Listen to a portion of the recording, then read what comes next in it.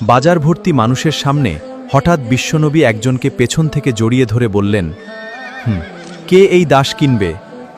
তারপর কি ঘটেছিল জানেন? রাসূলুল্লাহ সাল্লাল্লাহু সাহাবীদের মধ্যে জাহের নামের একজন গ্রাম্য সাহাবী ছিলেন। তিনি দেখতে খুব সাধারণ ছিলেন, কিন্তু স্বভাব ছিল দারুণ।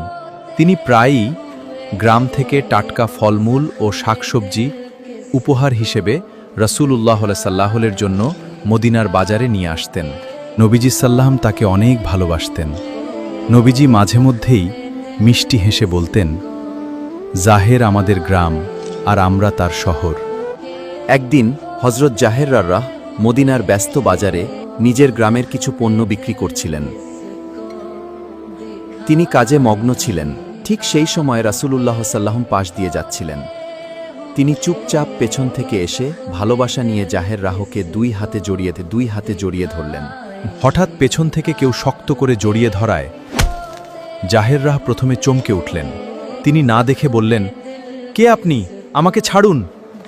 যায় কিন্তু যখনই তিনি পেছনে তাকিয়ে বুঝলেন যে এই পরম পবিত্র স্পর্শটি আর কারও নয়, স্বয়ং প্রিয় রাসূলুল্লাহ সাল্লাল্লাহু, সাথে সাথে তিনি নিজের পিঠটি আরও বেশি করে নবীজির পবিত্র বুকের সাথে মিলিয়ে দিলেন। তার হৃদয়ে বয়ে গেল আনন্দের বন্যা।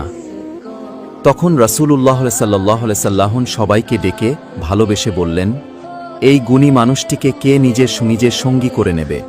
জাহের আল্লাহ মৃদু হেসে সভঙ্গিতে বললেন, হে আল্লাহর রাসূল, আমার মতো সাধারণ মানুষকে তো কেউ কিনবে না।